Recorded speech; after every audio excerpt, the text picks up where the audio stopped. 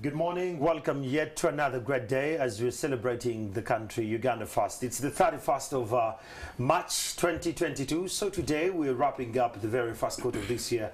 I'm Andrew Chamagid, and today we're talking Uganda First, a program that is meant to, well, trigger your patriotism as a countryman, and not only that, remind you of your duty. Today we're going to be discussing about building a productive workforce through patriotism training. And with me in studios I have Madame Rosa Bisikwa, who happens to be the Principal Officer Monitoring and Evaluation at the Secretariat of the Patriotism. And we have Mr. Sendegea Stanley, the Managing Director of the Uganda Railways Corporation. You can be a part of this conversation as well on Twitter and the other platforms. The hashtag is Uganda First. Be a part of this conversation and let's talk about this. Good to have you, Stanley, and good to see you, Madam Rosie. Yeah, thank you, Andrew. And the conversation today, it's about the workforce.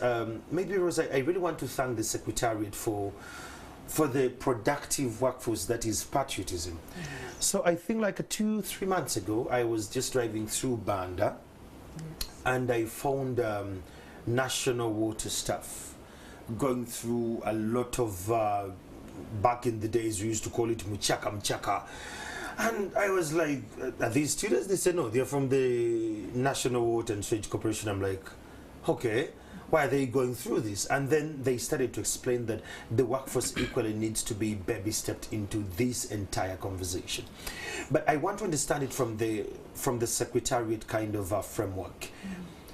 This productive workforce that is patriotism, what was the entire call for this, and how did you think about this to come through? Okay, thank you, Andrew. Our mandate is to cause mindset change. Yeah.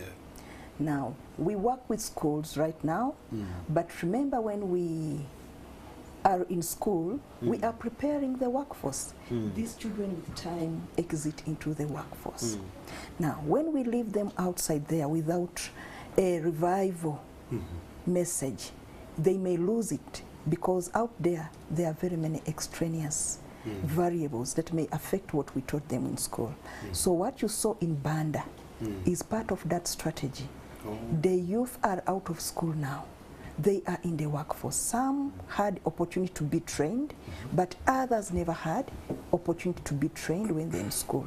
So we try to work with managers like him and those of National Water to ensure that we do a reorientation for the youth of Uganda and some other workers who are beyond the youthful bracket, to have them have the right mindset, to have Uganda first, even in any dealing, because they cannot serve a country they don't love. So that is why we are having these campaigns. I hear that. Mr. Stanley. Yes, sir. I've seen some of the conversations that are coming offline about this. Is there a relation between productivity and patriotism? Now that, given that you at the Uganda Railway, you've seen your team go through these kind of drills, have you seen some bit of an optimum the productivity levels? Yes, yes. Thank you for allowing me to be here today. You know, it's not enough motivation for you to go to work just to make money for yourself or for your family. So now the issue of patriotism really provides higher goals for individuals. The moment you understand that me as an individual, if I go to work, I really impact on so many other people, let me say on Ugandans. So then you take your job more seriously. So you cease to think that if I don't come after all, I have enough money for tomorrow. Then you think of a neighbor who may not have money. So what we do, for instance, as Uganda Railways, we do transport. Now, transport is the biggest factor of production, the most expensive in this country. In this country. So for manufacturers, you spend 60% of your cost of production on transport. Now, if we people provide transport do not understand that, then it means the people you employ in your company will suffer because you don't have raw materials, you can't pay their salaries. Now, that's how the chain really works. So for us who have gone through this as staff of Uganda Railways, we have seen it impact on staff that when they come back, you see them reasoning differently. Oh. They start to take you more seriously. They start to disassociate you as a person, the instruction that you give them, and now look at it, maybe there is a reason. Yes, maybe that's why they are pushing us.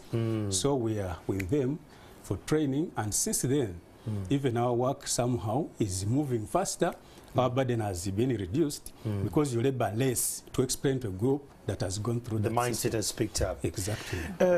Madam Rosie, someone would think that you're militarizing the workforce, because I've seen that on Twitter.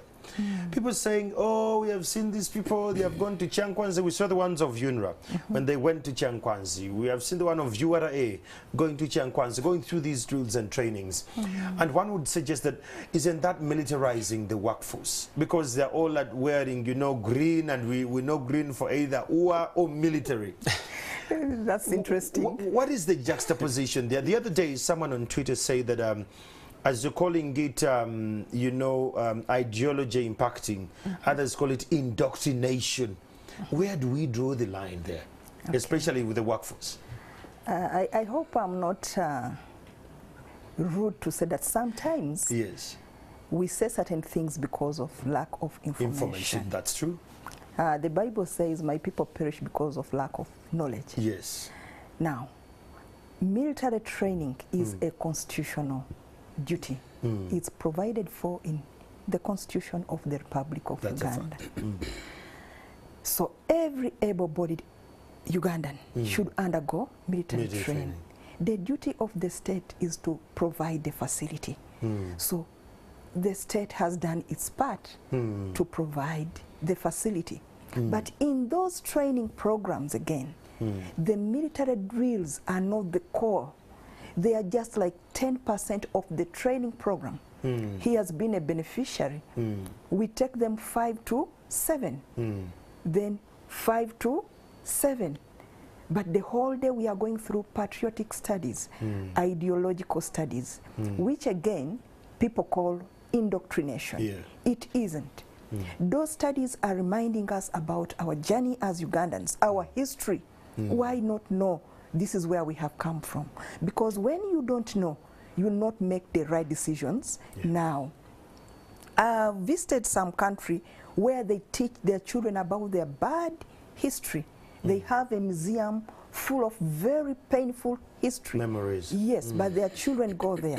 But for Uganda, somebody will think maybe these ones are talking about the bad past because they want to shine. I'm one of those Ugandans who say, why not? Why isn't that fridge in Nakasero to show that some leader one time put the head of his own child, and the children know that sometimes certain things make us to make wrong decisions. So it's not indoctrination. When we talk about the geography of Uganda, sincerely, our curriculum is talking about the Tennessee Valley Authority. My God. The Canadian prairies. The Canadian prairies. I have not been there, but my boss, one of my bosses told me, I was there for training recently, and there is no... Nothing. There is nothing you saw in Saskatchewan. When he asked, they told him, what are you talking about? It doesn't exist. So if we are taking you through the geography of Uganda, and we are telling you about the slopes of the Elgon, if you planted more trees, there would be no landslides. Yes. So is that bad? We talk about ways of thinking. How do you analyze society? What does this lead to? To make you alert that sometimes bad decisions affect the entire... Issues of national interest. In this Iran time, you find a colleague asking, why is Uganda in Congo? Isn't that madness? In the last election, they were celebrating the Mary egenda kuba Kampala Gweo. Eri Mombasa. Oba yali egenda okuba abali mu yellow. It was going to affect all of us. So if Congo is joining the community, somebody doesn't analyze it, says, and now bali eri balwane Congo. When they are part of us, they are bigger than us. It's that a big means, market there. Yes. In where I come from, they have made a road to Wakaka. But I see Kenyans coming Oh, yeah. People have not understood the purpose of the road. It's simply go to the garden, grow more gonja, grow more bogoya, grow more beans, and sell to that country. They have made it very smart. So those are the issues we tell the children, that Uganda is a land of opportunity. Don't hurry to go elsewhere. The beauty is here. The honey is here. Now, if somebody after such a training goes home and says it's indoctrination, it's lack of information. It's lack of information, and that will make us perish definitely. Stanley, you can chip in here. When she says that people lack information, let's look at your workforce before it underwent this kind of training. Did you have some little bit of challenges as a team leader with regards to direction? You know, you can have a team and you're trying to give them a particular direction, but there is a little bit of resistance or sheer stubbornness because it's a young workforce and they seem not to understand. And did you make these trainings mandatory, that whoever doesn't go through these trainings, your contract is null and void? Now, Andrew, these trainings are voluntary. You register voluntarily. But when you hear from those who have come back, next time you are the first one to register. Oh. Yes, because the message you get is like, you know, we thought it was like they're going to indoctrinate us. But then we spent most of the time learning for our own benefit. What we've discovered, you see, a new entity, URC is, of course, it's an old organization, 120 years old, but it has gone through a lot of history. Evolution, a lot of history. But now where we are, we went down to the floor. Now we are starting to pick ourselves up. Now where we were before we went to the Secretariat for Training, we had issues internally. You find people are concentrating on fighting each other, blackmailing each other. I come report to you, you go report to the other on basically what does not exist. You concentrate on dealing with the vandals, you know, people vandalize the line. You participate as the people working within, you participate and cut the line that feeds you. You know, they cut that line and they sell it to steel manufacturers. Yes. You also concentrate on looking for who wants to hire a plot here. You know, there was so much land, so you are busy doing that all your time. So now, why this program becomes important and how it has impacted, when you go and listen to another person who shows you the bigger picture, if you don't sell this land, this is what's going to happen. Government is going to invest here. We are going to buy you new trains. We are going to buy you a new railway line. We are going to build it for you. When you work here, you'll get better pay. The country will develop. More people will work here. So you start to really to change your mind. We have also been internally talking to our staff and informing them, you know, giving them examples. Most countries have gone beyond that. Now companies like in the US, even companies no longer focus on making a profit for them as companies profit. No, they concentrate on how does a company impact on citizens. So they look at a wider picture. So when you start to really understand things that way, then you know that really it is important to be patriotic. The message is to be devoted, to appreciate your country, that you don't have another country that you belong to.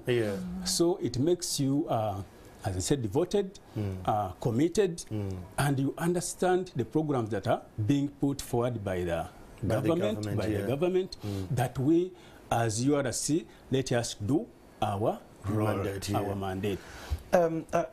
Rosie, when someone says that we're building a workforce that is patriotic, isn't it way too late that you're dealing with them when they're already employed? And I understand the model has come from, you know, in schools and, you know, tertiary institutions, which is a good model. I'll give you a little bit of a story. When I was young, we had Muchaka. And by then, our member of parliament for Nakawa division was Wumatete in the CA. And Muchaka would be brought at where today the new Tinde market is. That's why we used to do that. And even in schools, they would bring different programs under the Scouts or the Girl Guides or the, you know, those kind of schemes, just to you appreciate your country and the resilience. Today, if we're dealing with the workforce when it's already employed, is it possible to change the mindset when it's now at 35 and above vis-a-vis coming down? Again, I'll give you an example of a country like South Korea. after what we can call secondary education, you cannot be admitted into a university before undergoing a patriotism course of sort. And this explains why for them, whatever they do, be it is a vendor, their country comes first. What is the Secretariat doing to make sure that it is, because I see there is a lot of democracy. It is by will that some workforce, someone will sign up and go for this. Is the Secretariat looking at, looking at the frameworks that are going to make it mandatory from the school levels? And then it comes to the workforce. Before you employed with any entity, you show us your certificate that you went through these courses and then you qualify. Yeah, thank you, Andrew, for that question. Yeah, it will enable me enlighten broadly, yes, about what our government is doing. Our country knows the challenge. Yes, there is a problem. And if you don't address the problem in the work boardroom, the nation has no future. That's true. Now, in NDP 3, after an assessment, it was realized that the levels of understanding, the mindsets of most workers was not right to propel progress. Yes. So it's provided for, and they have tasked OP to come up with a write-up for a national service program. Now, that national service program is meant for all. It's not a youth service or a school program. It is going to target all the groups. It seems the people who reviewed this looked at what you have talked about, which happened in Akawa, and they felt it did some good thing. Yeah, here I am. You can't bring anything against my country. Excellent, Kada. Yeah.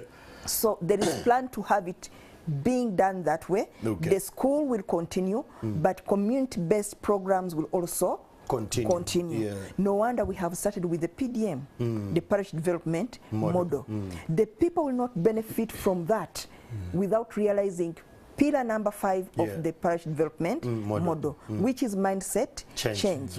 You'll get the 100 million in the parish and you'll choose to share among men to marry second wives, and you'll not think about development. It has happened. People misuse these funds, and in the end they say it was not beneficial, it was not useful. So there is plan. So when it is done, the entire section of the country will have a way they receive this information. But you asked a question and said there is a challenge at 35 or more. Can you change me? I see people going to church at 50 and they say, I accept Jesus as my personal savior. You see Rose, who was a soul, becoming a very good Paul. But in the morning she was saying, oh, Jesus was a bastard. I'm sorry to say that. But in the evening, he accepts or she accepts Jesus as her personal savior. Patriotism spirit is a value. You cannot fail to transform. You will only fail because of the blocks you have in your head. But when you are appreciating that Uganda comes first, and doing the right things will make you a better person in this very Uganda, then there is no age at which people cannot change. If we can change in the church, we can change in the mosque, we can change for Uganda. So we are not late. We have plans and interventions as a country, to have all people reached.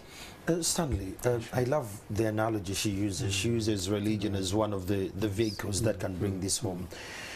From your perspective, do you feel that we as a country, we have used religion and tribe to go against patriotism? Today it's a conversation that is it's extremely sensitive. Online on Twitter, I see a couple of my peers throwing these words, and I try as much as I can to remind them that we are bigger than what a particular tribal religion is. So as a country, and looking at the workforce, the productivity, we're coming from different layers of tribes and religions. You as an MD at that level, how do you make sure that this productivity is grounded on the principles of patriotism at the core of the work?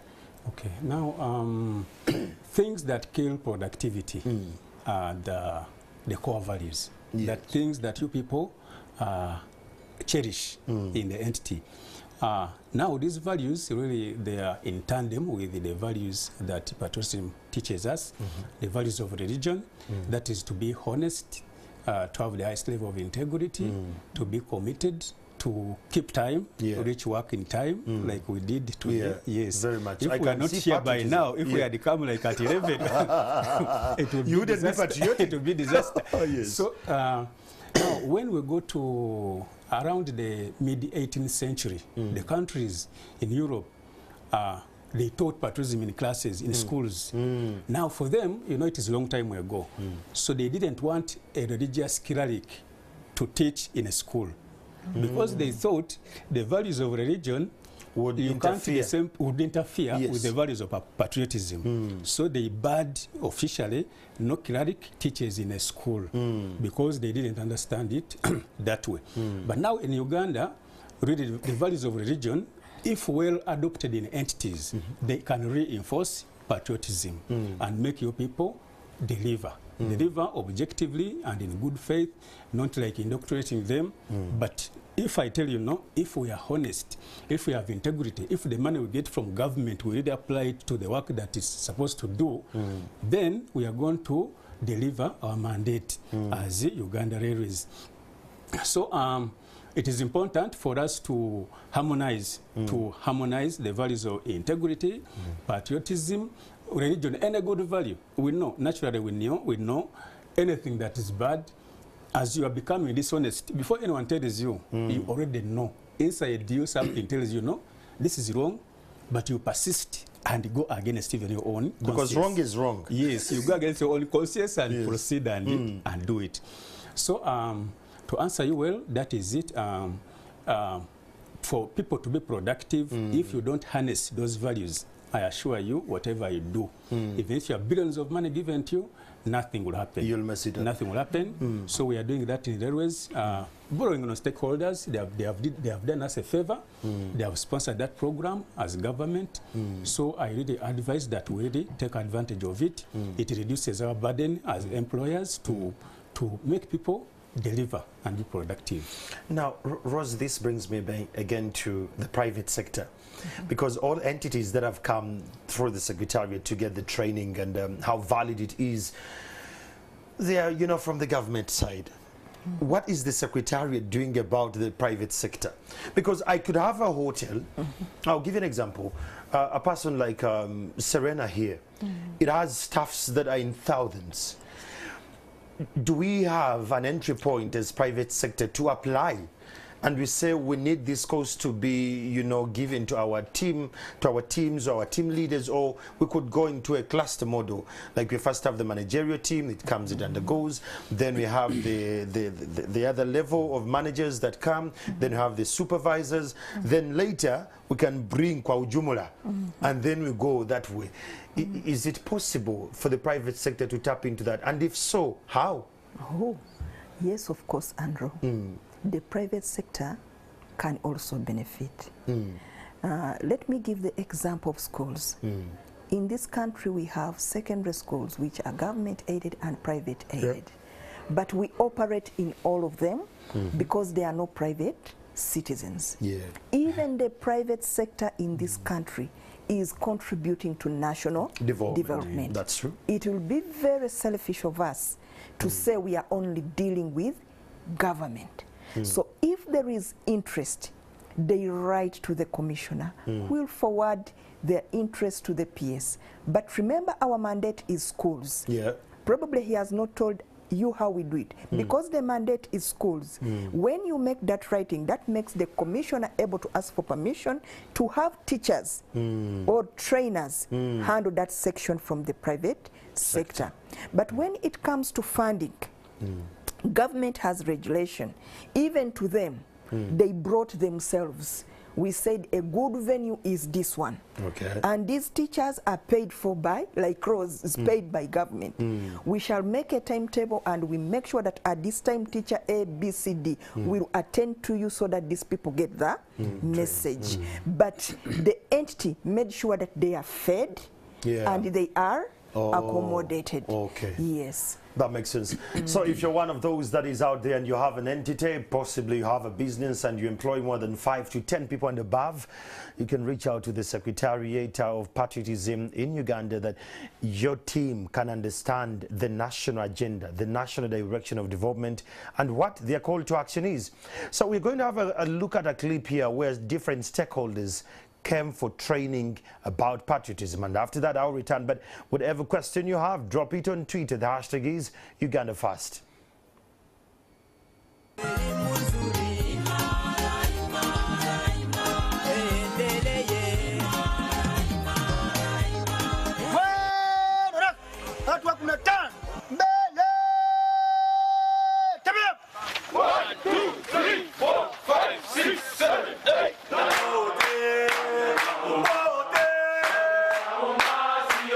Changing mindsets meaning changing our cultures.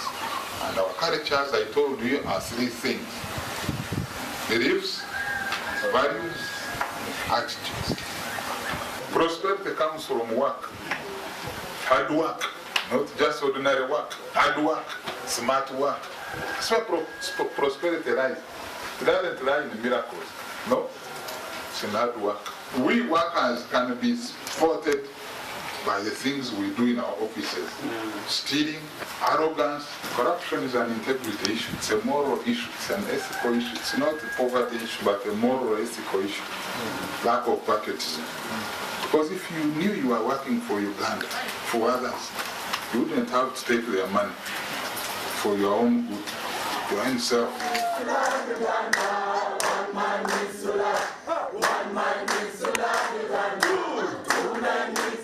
If you do business in Uganda, whether you are employed somewhere and you did it as a side business, or if you are a full-time business person, still patriotism would apply to you. For instance, if you are employing Ugandans, please try to pay them relatively according to what they do. Let us not be involved in practices that are against patriotism, practices of corruption, practices of embezzlement, practices of fraud. You sell contaminated drinks. So really all those matters really touch on patriotism. We can't build a nation on a background of fraud, background of concoction of wrong things, or producing wrong materials.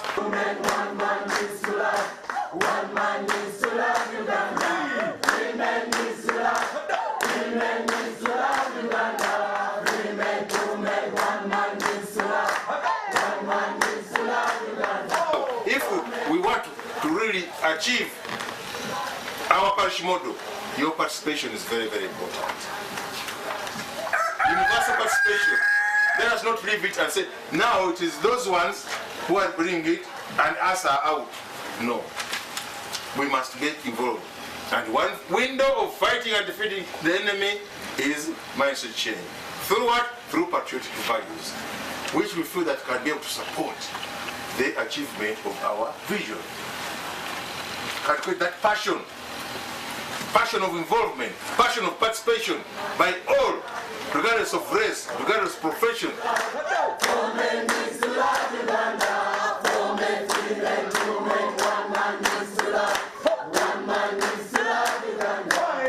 You will find now Americans or Chinese knowing where their people will get food 100 years from now.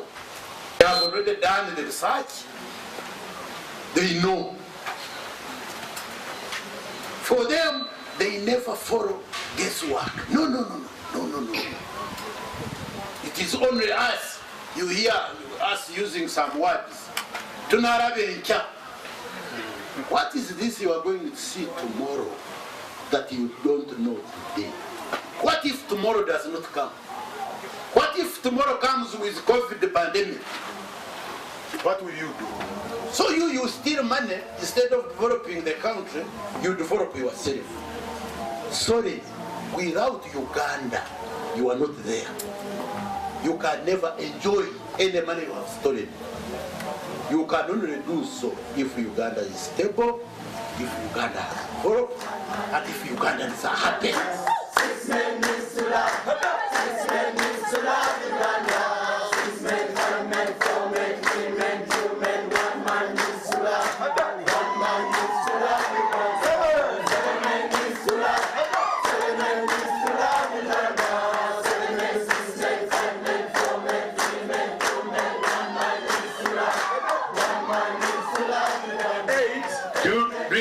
proud to be a Ugandan. That is something which sometimes I find interesting when you hear people making comments and talking about this country. That you ask yourself, does this person know that he has only one country you can call home? Only one country. Only country you call home is Uganda. And if you don't love your country, then what will you love? That is something which we need as Ugandans to change. As a commander, sometimes it was very, very challenging. You'd be briefing soldiers like I'm briefing you now when we are going to battle. And some are smiling at you. And you down deep in your heart, you know that that soldier may not be smiling the next 30 minutes. But for the love of his country, he goes for it.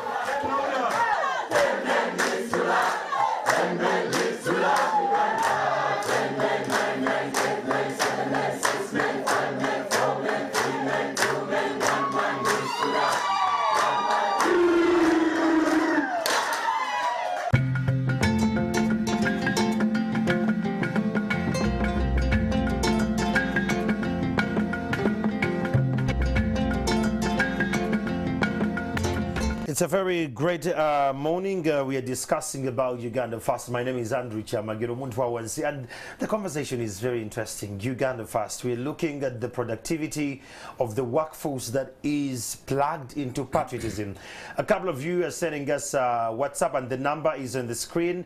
And this one has sent in a faster message. It says, a very nice arrangement that can cascade values to young generation. Framers should plan to involve pupils at primary school level. Well done. Wow. But please now indicate your name. I would like you, okay. Doreen Chisache from Mukono, URSC, thanks for the program. We can't wait for our time to go for training too. See, okay. We are waiting for you. Let me have another message there. Thanks for the program. Amakankwasa Osbat from Cheshama Mbarara. But for now, I'm in Rushere, building Uganda through patriotism training. It's very important because in the secondary schools, there is training like tailoring and more. Really, the sector needs us. Thanks for the program. Good morning. Thanks for the show. Generally, the government should stop wasting money in patriotism training because true patriotism is not trained. It comes naturally. You didn't explain how it comes naturally, though. I put my Uganda First as I put my Kigezi the very first. The number is on your screen. Send us the WhatsApp and we'll be in position to pick your messages a little bit later. In studio with me, I have Mr. Stanley Sendegea, who happens to be the Managing Director of the Uganda Railway Corporation, and I have Miss Rose Bisikwa, who comes from the Secretariat of Patriotism. You heard what someone alluded to there, Rose. Someone says that patriotism is natural. We have this sense of feeling that patriotism is not taught. Mm-hmm. Can you elaborate more about that? It takes me back. My people perish because of lack of knowledge. And information. Yes, I'm a teacher educator. But one thing they teach us is a brain is born blank. True. Much of what happens in life are experiences in life. What happens makes you who I am. Yes. Sometimes I like using this analogy as a mother. If you are there for your children, the children will love and will become better parents in the future. You keep giving reference of your own. My father, yes. Yes. But if you are absentee mother, absentee father, you don't care. There are no models to learn from. So to love Uganda, the spirit has to be nurtured. Because what happens outside there, it is not his fault. Yeah. It's because of what he is exposed to. Remember, today we are talking about the workforce. Maybe he has gone to get a service and he has not received it. He takes it personally and says, they can't teach me to love this country if the other person did not do better. Right. But when you come to learn that each one of us has a personal responsibility, that's when you come to appreciate that to change Uganda, you change you first. As an individual. If they have not exposed you to this training, you will not understand that it's important. But when you come and we have a dialogue, we share, we let you empty your cup, you tell us your challenges, you realize that every Ugandan needs a dose of this message, because we are causing these gaps in whatever we do, sometimes because we are not informed. We are not informed. Yes. We are not informed about our national interests. We are not informed about evolution of man. We are not informed about the processes of development. Even when we're doing hop, we will not jump before stepping. Oh, yeah. But there are youth who want to hop to jump and fly yes. at the same time. Yeah. That's why you receive such feedback. At Workforce, I'm a new entrant. Newly deployed. I would want to be better than an officer who is very senior, 50 years. Yeah. What does she have? Hey, she has a little house in Seta. Mine should be better in 2 years. Issues Mindset. of mindset. Even these ones who are saying, why are they wasting money? We have developed a habit as Ugandan, I think it's a vice, of thinking everything government does is not right. We are very cynical, especially when we are not beneficiaries. Oh yeah. Even we'll this bash one, it. we shall bash it. But immediately we are brought on board, it becomes a good thing. So money is being wasted as far as I'm not the one doing it. But it's good if I'm in You're it. beneficiary. Yes, but as Ugandans, we are all in it. The same, yeah. When I'm talking to the teachers who refuse to start clubs, I tell them, you think you are teaching very good mathematics, sciences now, physics, chemistry, yes? You'll make very unpatriotic doctors. You'll make very unpatriotic lawyers. Think of the day you'll go to the hospital and the surgeon at that table is the one you cheated the exam for. Will you open your shirt? Oh. Yes. I won't. At worst, I've told people that sometimes that youth you are neglecting is your next son-in-law or your next daughter-in-law.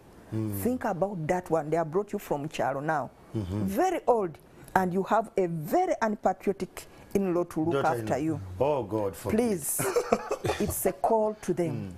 It's not a waste of money. And we are not the only ones who have done it on the globe. Oh yes. Success stories come from other Countries parts of and the world.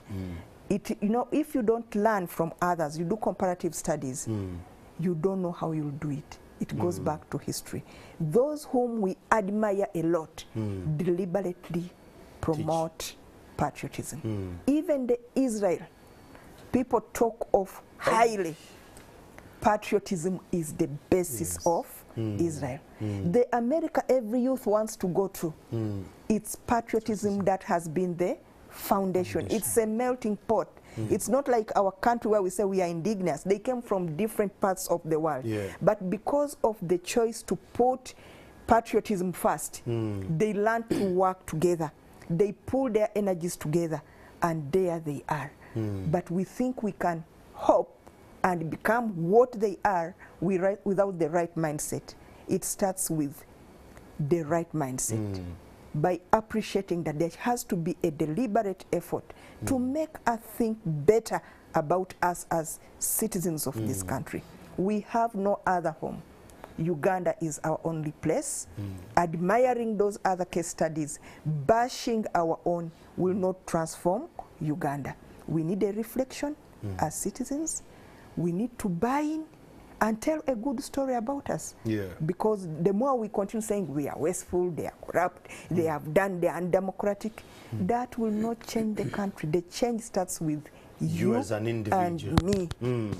You want a better Uganda, be the Uganda you want Uganda to be. Mr. Stan, you want to supplement? Yes. Yeah, I want to supplement on what she has said. That question, which said that you're wasting money to train patriotism. Yes, that it's natural. It's a big question, but it is null and void. I'm sorry to say, because this person, I don't know where they come from. If you find somebody driving a Mercedes-Benz in Uganda, then they stop, pull out a bag of garbage and throw it in the middle of a Tamaka road. You've seen that happen. Yes, I have. So what is wrong with that person? isn't it a mindset? Doesn't have money to pay for a garbage truck. Yes, but because the mindset is wrong, he does that. Now, we are here, we are benefiting from so many things that are being done by people who are patriotic in their countries. I'll give you an example of a Google Map. Google Map, you don't usually pay for it. Yeah, it's somebody free. did it, it's free. Google Chrome, you do a lot of research for free because somebody sat down and he cracked their mind and brought something on table. So for patriotism, even as Ugandans, if we really develop these traits and as they're helping us, we develop them, we make them part of our life, even our innovation levels will go up because, you know, we're saying, what can I do for my community? How do I impact on people around me? Then that is the highest degree of patriotism. Otherwise, if you say, you know, it can't be trained, everybody needs to be talked to. Oh, yeah. I believe even Jesus learned from some people, I'm sure, even if he was good, but also learned from... He didn't know how to be a carpenter. He has learned from the Father. Exactly. So patriotism can be taught, and those who have been lucky. I'm a classic example. Me, when I left school in 1993, I was the first beneficiary of these programs.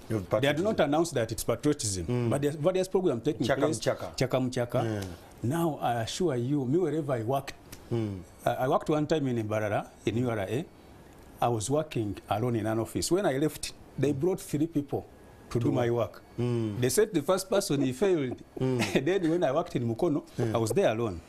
When I left, they brought 2. Just because me from day one from school, this goes back to the question, the values. If you come earlier, if they come earlier in people's lives, then we have a better community. So me, wherever I've worked, I assure you, even today, you need 2 people to do my work. I assure you, if you want to test it, you can test it. So these are things that really impact life and make you very productive. So Stanley, what makes you unique? How did these values in one or the other trigger or change your ethics, your work ethics, your productivity level? Like whatever you're doing, yes, it's Uganda First, but what makes you tick at it at the workforce level? Now, what makes you tick is really these people. There is a gentleman who was called Kajabagu Karusoke. He was in the secretariat. Yes. I think he passed on. That gentleman, when I attended these classes when I was really young, I really started to see so many things, even imagining others. Now it opens up your mind to start thinking very micro. You start thinking big, that, you know, this I can do, this one I can do. So you really, it touches you, and someone, you know, everybody can do anything. Yeah. Anyone can do anything, but because you don't know, the brain can change to any direction where you take it. Yeah. So here, because for you are there, you don't know. You even appreciate bad things. You praise bad people just because you're not informed. You don't know. So that's how it works. It is important that people are able to open up their mind and do things that are really big and things that impact societies. I love that. Rosie, so far, how many people have we trained, all groups? If I'm to talk about productivity, what are the numbers? Are we faring well? The institutions or the schools? The institutions, Kwanzaa. Because now I'm looking at the workforce. Now, the institutions are a new thing on board. So far, I think we started with the journalists. Yeah. When they were the first group to meet, because we wanted them to market the national Uganda. Narrative? Yes. We wanted to make a national narrative about this good thing. Yes. But we were disappointed. When they ran the story the next day, they were busy talking about the big monies that have been put in the program. Yes. But we know we have friends now. If we organize another one, it will be better. We have done the Uganda Railways. National Water is undergoing. We co-teach even where people for UNRWA, when they are there, they take teachers there. Wildlife. All those are part of the beneficiaries of the ideological studies. But the teaching fraternity, the head teachers in Uganda, most of them have undergone training. And for the children in most schools, because we have now called it a whole school program, over 3,800 secondary schools have Wow. have come on board, and they welcome the idea. Sometimes we are overwhelmed because they keep calling, come. Now this last period we embarked on what we called school-based training program, so that we manage many in all schools. We tasked our coordinators, so Secretariat only sent staff to go and moderate, to make sure that what is being handled is the right thing. I report we have not finished the report, but for this first term I think we have trained over 6,000 children at that level. Wow. Yes. All right, let me just go a little bit on Twitter. There is a lot more feedback. Just so you drop me your messages on Twitter, and then I'll read a couple of them. Someone here says that thank you so much for the conversation, Andrew, Chamagero, and the teams that are there. We want to know at the district level, where do we go, what desk do we go to, and who do we talk to? And at our village level, who do we talk to about patriotism? And another person says, you skipped my question. It was about the primary schools. When are they coming to the primary schools? Secretariat. Okay. I Apologies, I did not miss it. Very sorry. Yeah. Let me start with the person who raised the issue of primary schools. Yeah. With the national program, the national service program, they will be on board definitely. But for now, how have we reached the primary schools? The primary teachers' colleges have been beneficiaries of the patriotism training programs, where we train the students, knowing when they go out as teachers, they have the information which they will relay to the children. So that is how we have done it for now, for the primary. So we teach the teachers in the training institutions. They even have a coordinator, a national coordinator for primary teachers colleges. He's Mr. Ginyakol Patrick, Principal Nyondo PTC. He coordinates all PTCs in Uganda. Then about the district, we have what we call the district patriotism coordinators for every district in Uganda. We have 148 of them. For Kampala, we treat the divisions as a coordination area. Now, when they are there, if you want to get to the district coordinator very fast, you go to the RDC's office, because the RDC supervises all programs of government in the district, and he's our first focal point person, because the teacher may be in a quite rural school and this person may not access. But when you say RDC's office, you reach it quickly, and the RDC will immediately liaise with the district coordinator to make sure that programs are run in the district. I hope that one is answered. Yes. Yes. We have proper coordination down there. From the village level. All right, let's look at some WhatsApp messages that are coming through the number. I want to thank those who are actually part of this conversation. A couple of you are sending us the WhatsApp and would like to sample that. Let me read like a 2 to 3, and then I'll read a couple of tweets, and then we go forward. It's a conversation about patriotism and what it entails, what you must do, especially when it goes to productivity and the workforce. Those in different entities, you can join. So this one says that the children learn most by what they see, or is not by what they hear, or is. Political leaders must be good examples by way of conducting, by way of conduct. We are tired of words without action. To show what you preach in patriotism classes is what you do yourselves. Stop preaching water, yet you're always taking wine. Bambi, stop torturous acts by the armed forces. Stop the stealing of our public funds in all ministries. Thank you so much. To respond to that, Ahmed Gasimwe, thank you for the program. I'm in Kabale and would like to also join. It's nice. Thank you, Edgar. Thanks for the show, Andrew. I love the way Miss Rosa Bisikwa brings out the patriotism part. She's so vibrant. Well done. This one says, good morning. I commend the work being done to train people on mindset changes. Ugandans, we need this now more than ever, because there is so much coming up now. High crime rates, youth involved in murder for wealth, etc. Youths being so impatient. They want to accumulate wealth now, buy that car now, even without sources of income. And with such trainings, with no doubt, we shall be a better place tomorrow. There is no time that is late. Now that the trainings are on, let them be viral throughout the country. Kelvin Musinguzi, Thank you so much for your feedback.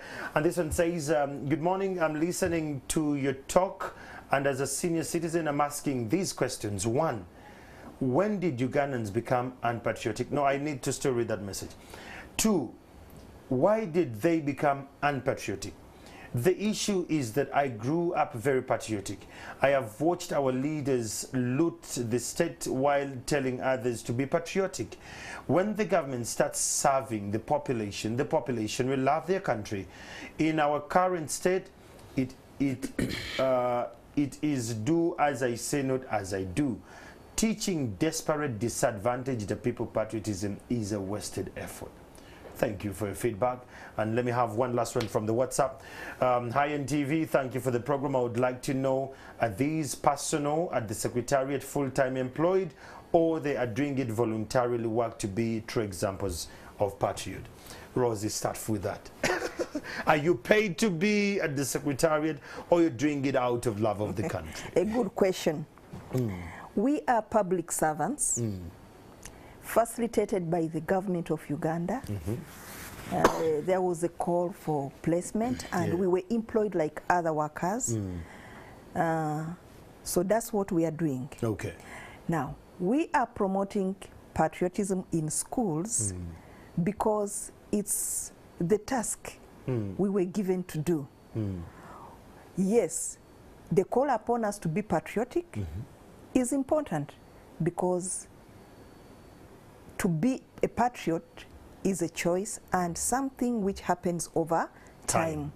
You don't just wake up like Mzee, who has just said that he's a senior citizen. He's a senior citizen. He grew up being patriotic, and he's killing the morale of young people as by pointing out faults of other people.